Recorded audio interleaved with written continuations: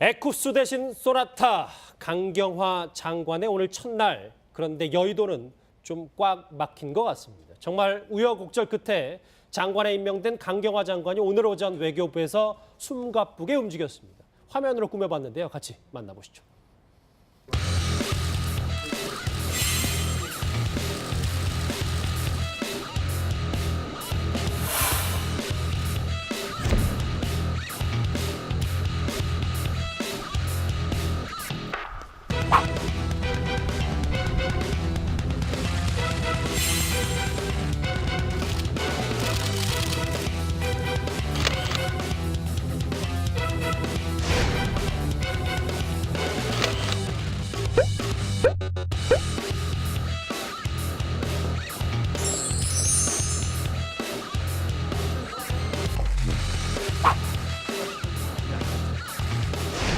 신명나게 최선을 다할 것을 다 같이 굳게 다짐해 봅시다.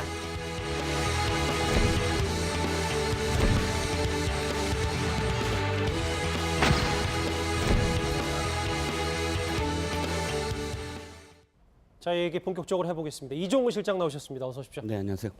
바로 여쭤볼게요. 저희 키워드로도 준비를 했는데 에쿠스 대신 소나타, 강경화 장관이 예전부터 많이 생각을 좀 한 모양이네요. 네, 그렇습니다. 이제 원래 타던 차가 이제 소나타급이라고 하네요. 예. 원래 타던 차를 타는데 뭐가 문제냐 하시겠지만 이게 또 공무원 사회는 또 서열과 또 급이 있잖아요. 예. 급이 장관급은 원래 제네시스 EQ 900 정도를 이제 탔다고 합니다. 그런데 문제는 지금 소나타급이 바로 밑에 단계도 아니고 일반 공무원들이 타는 그런 이 차량이 소나타급이라고 합니다. 그러다 보니까 문제는 그러면 차관급들, 보통 차관급이 이제 K9 정도의 그 차를 타는데 그 차관급들은 내가 이제 차를 바꿔야 되겠구나.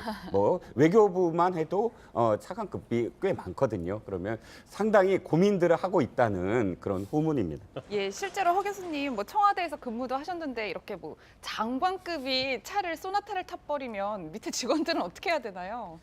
아니 개인은 무슨 좋은 이제 의지를 뭐 이렇게 밝히는 건 좋은데 사실은 굉장히 이래 되면 혼란이 오는 게 사실입니다.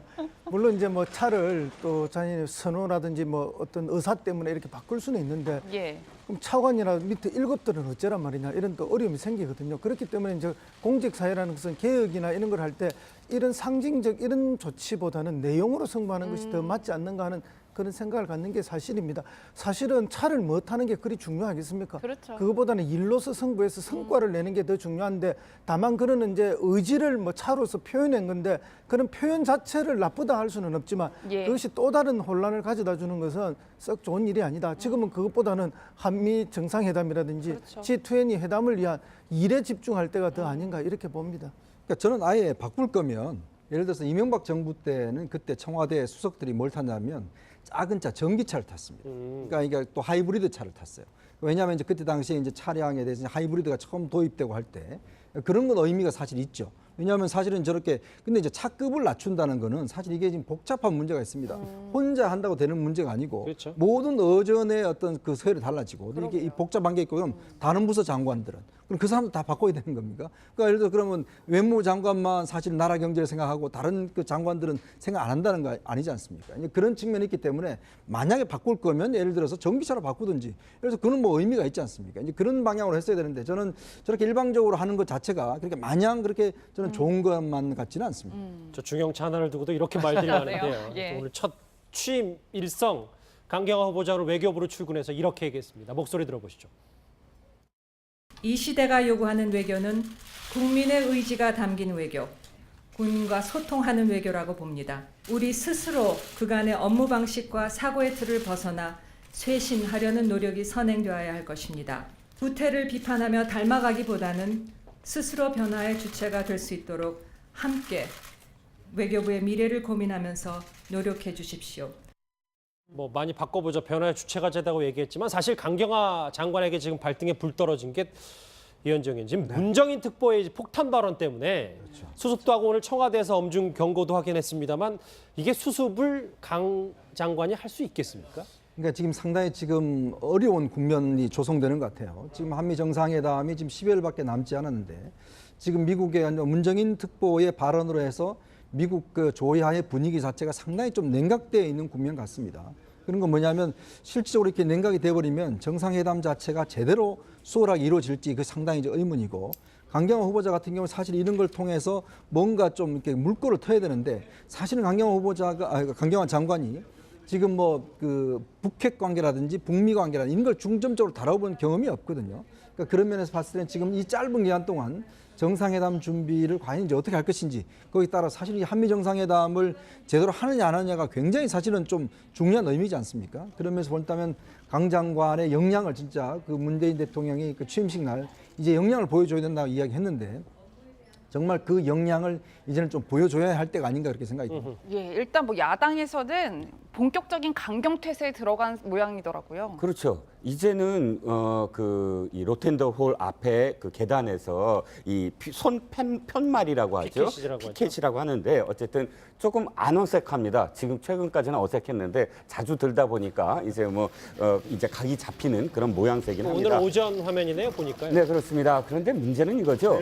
어차피 지금 처음으로 강행한 거 아닙니까? 이번 정부 들어서 또 야3당이 공동으로 똑같이 한 목소리로 안 된다고 하는 장관 후보자를 지금 강행을 했고, 거기에 대해서 자유한국당 제1야당이 지금 피켓 시위를 한다. 여기까지는 저는 뭐 가능하다고 보고요. 그럼에도 불구하고 어쨌든 이것이 지속될 것이라고 보여지지 않는 게 두 가지입니다. 하나는 한 사람도 사실 그 사퇴시키지 않은 상태에서 만약에 강경화 후보자를 이렇게 그 강행 임명을 했다 한다면 더 강할 텐데, 목소리가 지금 안경환 후보자가 낙마를 한 시점에서 바로 이렇게 이어지고, 그 다음에 슈퍼 수요일이라고 지금 원래 하기로 했었던, 지금 어떻게 될지는 아직은 모르겠습니다만 김상곤 후보자나 조대호 후보자, 송영무 후보자의 경우가 또 지금 굉장히 큰 어떤 걸림돌이, 그러니까 흠결이 보이고 있다. 이런 상황 속에서 무작정 보이콧만 하는 것이 야당한테 유리할 것인가라는 내부 목소리가 또 있는 것 같아요. 의총에서도 사실은 그런 전략적인 목소리가 좀 있고 해서 예. 피켓 시위는 계속되지 않을 것이다, 이렇게 보여집니다. 예. 그렇군요. 강경화 장관 임명 후폭풍이겠지만 오늘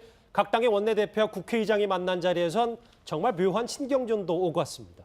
그 화면 같이 보시죠. 국민의 뜻을 살려 지명을 철회할 수도 있고 지명을 그대로 유지할 수도 있다고 판단하고 있습니다. 그래서 저는 기사를 보고 저도 굉장히 격분했었는데, 그 문장 전체를 보고서는 꼭 국회를 무시하는 그런 발언은 아니었다, 이렇게 그 생각을 했고요. 그런 점에서 큰 오해가 있었다면 좀 푸시는 게 좋을 것 같습니다. 여당 대표가 좀 청와대 대변인이 되신 것 같습니다. 그게 아니고 오해가 있으면 오해는 풀어야죠. 뭐 분위기가 아주 음악해가지고 표정 관리도 좀 안 되는 것 같은데, 저 박준 변호사님. 네. 정호택 원내대표가 우원식 원내대표에게 청와대 대변인 아니냐고 이렇게. 상당히 좀 어떻게 보면 좀 무례한 얘기일 수도 있기도 한데, 또 뒤에 보면 눈꼬리나 이게 좀 웃는 모습이 좀 보입니다. 그런 거 봤을 때는 약간의 조롱이라든지 뭐, 근데 그 상황에서 뭐 대받아치지는 않은 것 같고요. 뭐 오해를 풀어야 되기 때문에 했다라고 얘기를 했는데, 아마 이제 국회 야당 여당 간의 싸움이 1라운드가 시작된 게 아닌가. 강경화 후보자는 이제 강경화 장관이 됐기 때문에 뭐 이제 끝난 문제 같고, 앞으로 후보자들이 준비되어 있는데 과연 어떤 이슈 갖고 야당들이 할 거면, 지금 피켓 얘기 됐는데 당장은 뭐 피켓 갖고 이렇게 하기는 좀 어려워 보이는데, 다시 또 인사에 난맥이 생긴다 그러면 야당이 힘을 좀 얻을 거로 생각이 들고, 그게 아님에도 불구하고 계속적으로 발목 잡는 형식이 된다 그러면 여당이 좀 유리할 국면인데, 결국은 지금 기선 제압을 좀 해야 된다는 어떤 그런 마음이기 때문에 정우택 원내대표가 좀 강하게 좀 얘기한 것으로 좀 보입니다. 예, 허 교수님 뭐 강하게 얘기할 뿐만 아니라 한국당의 패러디 논평이 또 지금 이제 화제가 되고 있다고 표현해야 하나요? 대통령 이름만 바꿨고 점입 가격이라는 오탈자까지 그대로 갖다 썼더라고요. 맞습니다. 과거에 여야가 바뀌었다. 그러니까 공수가 바뀐 거죠. 지금 바뀌었는데, 과거에 이제 민주당이 야당일 때 이제 청와대와 대통령을 공격했었던 그 내용을 그대로 쓰는데, 그때 민주당에서 전입 가경이다 써야 되는데 그 전자를 접으로 잘못 써서 그랬죠. 공격을 예. 했습니다. 근데 그걸 그 오타마저도 그대로 쓰면서 패러디해서 일종의 이제 비난하는 그런 거죠. 이제 그럴 만큼 지금 서로의 입장이 바뀌었다. 바뀌었을 때 이제 더 잘해야 되는 거죠. 과거에 민주당은 공격 위주로 했지만 지금은 방어를 해야 되는데, 방어할 때 과거 새누리당과 박근혜 대통령이 방어했던 방식이 아니라 또 다른 새로운 방식, 국민과 공감할 수 있고 야당과 공감할 수 있는 새로운 방식이 나왔으면 좋겠다 하는 것이 지금의 제 바람입니다. 예. 근데 허 교수님, 저 민주당 입장에서는 저런 패러디로 되치기 당하면 많이 뼈 아프겠어요, 그래도. 많이 아프죠. 원래 이렇게 줬던 걸 뭐 우리가 흔히 그런 말로 하지 않습니까? 대로 주고 말로 받는다고. 지금 과거에 대로 줬는데 지금 말로 받고 있는 상황이죠. 근데 이렇게 받을 때 그걸 뭐 아프다고만 생각하지 말고 잘 받아들이고 과거에 그런 불통으로서 대치던 것보다 이제는 좀 흡수해서 더 나은 모습으로 대응하는 게 곧 나와야 되지 않을까 이렇게 봅니다. 예. 뭐 조만간 아직 날짜는 확정되지 않았습니다만 김상곤 후보자나 뭐 조대욱 후보자의 청문회도 이제 본격적으로 열리겠지만 오늘 민주당 우상호 전 원내대표가 여론조사와 관련해서 의미심장한 얘기를 하나 했습니다. 논란이 되고 있는 것 같은데 그 목소리 한번 같이 들어보시죠. 최고의 타켓으로 삼았던 강경화 장관 같은 경우도 오히려 시간이 갈수록 지지가 더 올라가지 않았습니까? 만약에 여론치에서 지지율이 60% 이상 올라간 사람을 철회시키면 앞으로 대통령이 어떻게 장관을 지명합니까? 야당한테 가서 허락을 받고서 해야 될 텐데. 그러니까 저 얘기가 듣기에 따라서는 60%의 여론조사 지지율을 넣으면 낙마를 못 시킨다라는 얘기로도 좀 들려서요. 어떻게 보십니까? 그러니까 지금 사실은 이게 정치를 그러면 참 여론조사를 많이 좋아하시는 것 같아요. 민주당은 보면. 근데 우리 현대 정치가 그 대의민주주의를 채택하고 있지 않습니까? 왜 국회에서 사전에 청문회를 하겠습니까? 그만큼 국회의 권한을 가지고 사실 후보에 대해서 제대로 검증을 해보고 그것도 국회에서 인사청문회를 지금 국무위원들 한 게 바로 노무현 대통령 때 도입된 겁니다. 처음에 2000년 도입될 때는 이제 김대중 대통령이 도입됐고 그만큼 국회가 사실은 행정부를 견제하라는 것이거든요. 자, 지금 우상호 전 원내대표의 지금 말로 하자면 사실 야당의 존재 이유가 없죠. 뭐 여론조사 해서 높으면 다 임명하면 되지 않습니까? 야당이 반대를 하든 말든. 이제 그런 상황이기 때문에 예전에 자신들이 야당할 때를 생각해야죠. 자기 야당할 때는 뭐라고 그랬습니까? 국회에서 이렇게 임명한 걸 가지고 지금 이명박 박근혜 정부 때 사실 그 청문보고서 채택이 안 돼서 임명된 그 장관들이 27명입니다. 그때마다 강력한 대여 투쟁을 했어요. 왜 국회를 무시하냐고 이야기를 했습니다. 그게 뭐냐면 결국은 야당의 뜻 자체를 청와대가 수용을 해야 된다는 뜻이거든요. 그러면서 비춰본다면 이제 입장이 바꿨다고 해서 이제 무조건 여론만 보고 가겠다. 지지율 높으면 무조건 우리는 그냥 야당의 반대도 무시하고 가겠다. 이런 것은 예전에 그 야당 생활할 때 생각을 너무 못한 것이 아닌가 또 그렇게 생각이 듭니다. 예, 뭐 지지율 문제가 나와서 드리는 말씀인데 문재인 대통령의 지지율이 오늘 발표가 됐는데 5주 만에 가장 낮은 수치를 기록했더라고요. 네, 뭐 언론에서는 5주 만에 가장 낮은 수치인데도 70%를 넘었다. 뭐 이렇게 제목을 달기도 했습니다. 그런데 문제는 워낙 높았죠. 뭐 대기권을 뚫고 뭐 나가서 거의 뭐 그 이 공기가 없는 성층권에 뭐 지지율이 도달했다 이런 표현까지 있는데 예. 사실은 80%가 넘는 그런 지지율이 오래 지속되는 건 현 정부로서도 사실 그렇게 이 좋은 것만은 아니거든요. 거꾸로 지금 이야기를 했을 때 그러면 지지율이 보통 평균적으로 한 40%대 대통령의 지지율이 그렇게 됐을 때는 그렇다면 지금의 어떤 논리대로라면 80%가 넘으니까 대통령의 어떤 그런 이 국정 수행이 원활하게 그냥 하고 싶은 대로 해도 된다라는 뉘앙스라면 거꾸로 40% 지지율이 떨어졌을 때는 그럼 아무것도 못한다는 뜻이 아니겠느냐 이런 것이죠. 그래서 지금 3.3%포인트가 지난주에 비해서는 하락했는데 이 여론조사의 추세선이 좀 하락하는 추세이긴 맞습니다. 한 3주 전부터 계속 좀 차근차근 내려가고 있는데 저는 고비는 한미 정상회담이라고 봐요. 어허. 그 한미 정상회담에서의 안보와 관련된 문제가 지금 80%에 육박하는 뭐 중도층 또는 일부 보수층까지 합세한 그런 지지율에서 얼만큼 안보의 안정감을 보여주느냐가 그 지지율이 계속 유지되느냐의 가장 큰 또 관건이 아니겠나 싶습니다. 알겠습니다. 강경화 장관 임명 후폭풍 여의도 얘기와 문 대통령의 지지율 얘기까지 짚어봤습니다. 이런 또 어려움이 생기거든요. 그렇기 때문에 이제 공직사회라는 것은 개혁이나 이런 걸 할 때 이런 상징적 이런 조치보다는 내용으로 승부하는 것이 더 맞지 않는가 하는 그런 생각을 갖는 게 사실입니다. 사실은 차를 뭐 타는 게 그리 중요하겠습니까? 그렇죠. 그거보다는 일로서 승부해서 성과를 내는 게 더 중요한데 다만 그는 이제 의지를 뭐 차로서 표현한 건데 그런 표현 자체를 나쁘다 할 수는 없지만 예. 그것이 또 다른 혼란을 가져다 주는 것은 썩 좋은 일이 아니다. 지금은 그것보다는 한미 정상회담이라든지 그렇죠. G20 회담을 위한 일에 집중할 때가 더 아닌가 이렇게 봅니다. 그러니까 저는 아예 바꿀 거면 예를 들어서 이명박 정부 때는 그때 청와대 수석들이 뭘 탔냐면 작은 차 전기차를 탔습니다. 그러니까 이게 또 하이브리드 차를 탔어요. 왜냐하면 이제 그때 당시에 이제 차량에 대해서 하이브리드가 처음 도입되고 할 때 그런 건 의미가 사실 있죠. 왜냐하면 사실은 저렇게 근데 이제 차급을 낮춘다는 거는 사실 이게 지금 복잡한 문제가 있습니다. 혼자 한다고 되는 문제가 아니고 그렇죠. 모든 어전의 어떤 그 서열이 달라지고 이게 이 복잡한 게 있고 그럼 다른 부서 장관들은 그럼 그 사람들 다 바꿔야 되는 겁니까? 그러니까 예를 들어 그러면 외무부 장관만 사실 나라 경제를 생각하고 다른 그 장관들은 생각 안 한다는 거 아니지 않습니까? 이제 그런 측면이 있기 때문에 만약에 바꿀 거면 예를 들어서 전기차로 바꾸든지 그래서 그는 뭐 의미가 있지 않습니까? 이제 그런 방향으로 했어야 되는데 저는 저렇게 일방적으로 하는 것 자체가 그렇게 마냥 그렇게 저는 좋은 것만 같지는 않습니다. 에쿠스 대신 소나타 강경화 장관의 오늘 첫날. 그런데 여의도는 좀 꽉 막힌 것 같습니다. 정말 우여곡절 끝에 장관에 임명된 강경화 장관이 오늘 오전 외교부에서 숨가쁘게 움직였습니다. 화면으로 꾸며봤는데요. 같이 만나보시죠.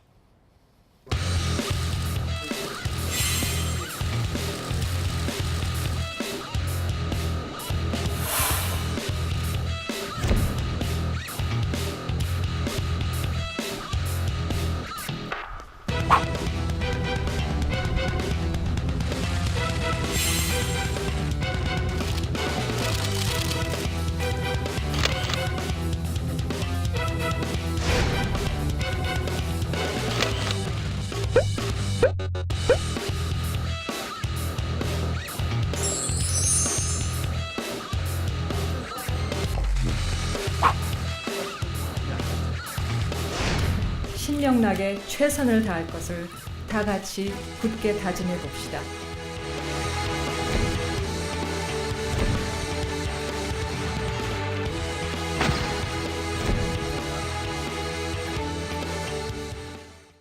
자, 얘기 본격적으로 해보겠습니다. 이종우 실장 나오셨습니다. 저 중형차 하나를 두고도 이렇게 말들이 많은데요. 예. 오늘 첫 취임 일성 강경화 후보자로 외교부로 출근해서 이렇게 얘기했습니다. 목소리 들어보시죠. 이 시대가 요구하는 외교는 국민의 의지가 담긴 외교, 국민과 소통하는 외교라고 봅니다. 우리 스스로 그간의 업무 방식과 사고의 틀을 벗어나 쇄신하려는 노력이 선행되어야 할 것입니다. 구태를 비판하며 닮아가기보다는 스스로 변화의 주체가 될 수 있도록 함께 외교부의 미래를 고민하면서 노력해 주십시오. 뭐 많이 바꿔보죠. 변화의 주체가 되다고 얘기했지만 사실 강경화 장관에게 지금 발등에 불 떨어진 게 이현정 의원 지금 문정인 특보의 폭탄 발언 때문에 수습도 하고 오늘 청와대에서 엄중 경고도 하긴 했습니다만 이게 수습을 강 장관이 할 수 있겠습니까? 그러니까 지금 상당히 지금 어려운 국면이 조성되는 것 같아요. 지금 한미 정상회담이 지금 10여일밖에 남지 않았는데 지금 미국의 문정인 특보의 발언으로 해서 미국 그 조야의 분위기 자체가 상당히 좀 냉각되어 있는 국면 같습니다. 그런 건 뭐냐면 실질적으로 이렇게 냉각이 돼버리면 정상회담 자체가 제대로 수월하게 이루어질지 그 상당히 이제 의문이고 강경화 후보자 같은 경우는 사실 이런 걸 통해서 뭔가 좀 이렇게 물꼬를 터야 되는데 사실은 강경화 장관이 지금 오십시오. 네, 안녕하세요. 바로 여쭤볼게요. 저희 키워드로도 준비를 했는데 에쿠스 대신 소나타 강경화 장관이 예전부터 많이 생각을 좀 한 모양이네요. 네, 그렇습니다. 이제 원래 타던 차가 이제 소나타급이라고 하네요. 예. 원래 타던 차를 타는데 뭐가 문제냐 하시겠지만 이게 또 공무원 사회는 또 서열과 또 급이 있잖아요. 예. 급이 장관급은 원래 제네시스 EQ 900 정도를 이제 탔다고 합니다. 그런데 문제는 지금 소나타급이 바로 밑에 단계도 아니고 일반 공무원들이 타는 그런 이 차량이 소나타급이라고 합니다. 그러다 보니까 문제는 그러면 차관급들 보통 차관급이 이제 K9 정도의 그 차를 타는데 그 차관급들은 내가 이제 차를 바꿔야 되겠구나. 뭐 외교부만 해도 차관급이 꽤 많거든요. 그러면 상당히 고민들을 하고 있다는 그런 후문입니다. 예, 실제로 허 교수님 뭐 청와대에서 근무도 하셨는데 이렇게 뭐 장관급이 차를 소나타를 타버리면 밑에 직원들은 어떻게 해야 되나요? 아니 개인은 무슨 좋은 이제 의지를 뭐 이렇게 밝히는 건 좋은데 사실은 굉장히 이래 되면 혼란이 오는 게 사실입니다. 물론 이제 뭐 차를 또 자신의 선호라든지 뭐 어떤 의사 때문에 이렇게 바꿀 수는 있는데 예. 그럼 차관이나 밑에 1급들은 어쩌란 말이냐. 북핵 관계라든지 북미 관계라든지 이런 걸 중점적으로 다뤄본 경험이 없거든요.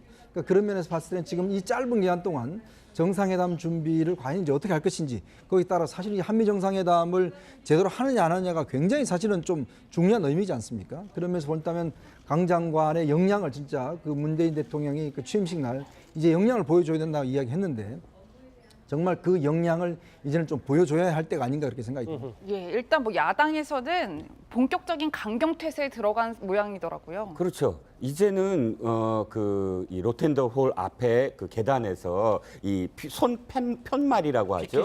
피켓이라고 하는데 어쨌든 조금 안 어색합니다. 지금 최근까지는 어색했는데 자주 들다 보니까 이제 이제 각이 잡히는 그런 모양새긴 합니다. 오늘 오전 화면이네요, 보니까요. 네, 그렇습니다. 그런데 문제는 이거죠.